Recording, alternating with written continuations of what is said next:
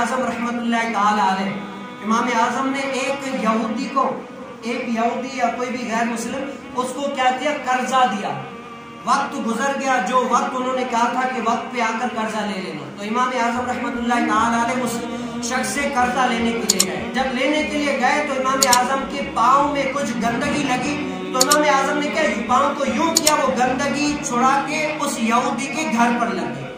اب امام اعظم فقہ کے بڑے امام ہیں، دیکھتے ہیں اگر میں نے وہ جو گندگی لگی ہٹائی تو وہ دیوار کھرش جائے گی، اس سے وہ جو ہے نا جو ملبہ ہے وہ نیچے آئے گا، یہ بھی اس کا نقصان ہو جائے گا، اور میں اسے قرض لینے کے لیے جا رہا ہوں، یہ نہ اس کا اگر بتاؤں گا نہیں تو یہ سمجھو ظلم ہے، میں اس کے ساتھ اچھا نہیں کر رہا.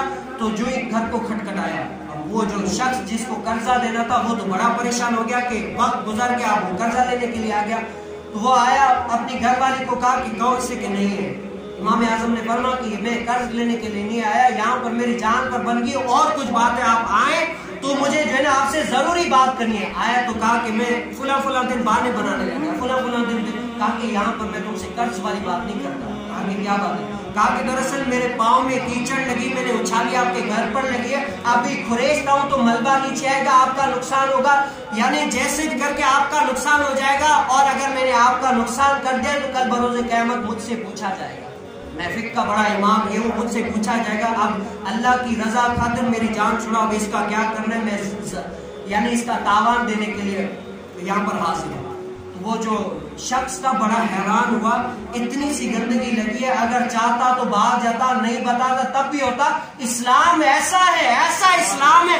کہا کہ اے امام اعظم سارا کچھ پہلے چھوڑو، پہلے تو مجھے کلمہ پڑھاؤ، میں بھی اسلام میں داخل ہوں، پھر دیکھیں گے اس گندگی کو. اس نے اس کا کردار دیکھ کر بھی وہ کیا مسلمان ہو گیا، مسلمانوں کے کلمہ پڑھا اور اسلام کی دولت سے مالا مال ہو گیا.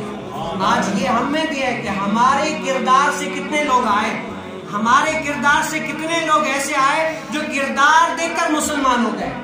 صحابہ کرام رضی اللہ تعالیٰ کے اخلاق سے بھی دین پھیلائے، تلوار سے بھی دین پھیلائے، اور کردار سے بھی دین پھیلائے. گفتار کا غازی بن تو گیا، کردار کا غازی بن نہ سکا.